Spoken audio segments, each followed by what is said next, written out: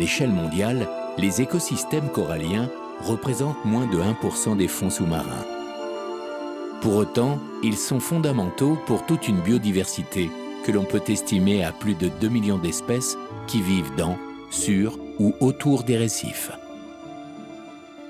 Ces fondations de calcaire corallien s'appuient sur des dépôts sédimentaires très anciens qui se sont accumulés au fil de plusieurs millions d'années.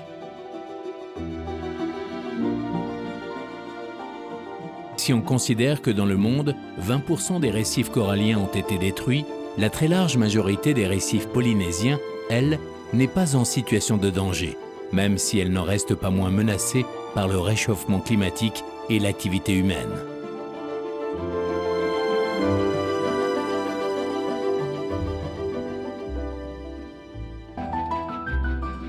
C'est sur l'île de Moorea que l'acteur Lambert Wilson, très engagé dans la sauvegarde de l'environnement, va commencer son périple afin de découvrir les fonds polynésiens, grâce notamment au scientifique Serge Plane, qui étudie depuis plusieurs années les récifs coralliens dans le monde entier, et plus particulièrement en Polynésie, au sein du CRIOB.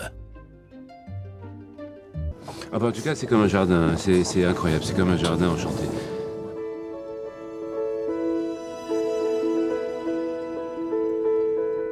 Je crois que le côté paradisiaque de ces zones tropicales, il existait en Méditerranée. Il y avait une richesse qui est complètement perdue, quoi.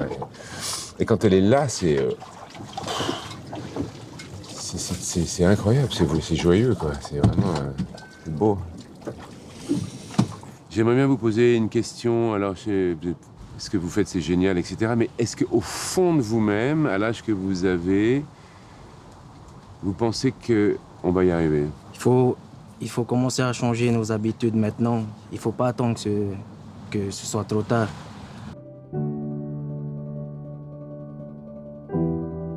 C'est la fondation du monde, c'est à partir de là que tout se développe et que les Polynésiens ne conçoivent pas une terre sans récif. C'est juste inimaginable. C'est comme, voilà, c'est une vision insulaire du monde, c'est pas une vision continentale.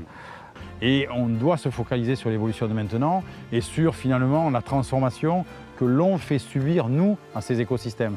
Et c'est dans ce contexte-là que je pense qu'il faut qu'on ait une action, je dirais au moins, de faire connaître au grand public à quel point nous modifions, nous, cet écosystème, on le transforme, on le modifie en raison de notre activité. Ouais.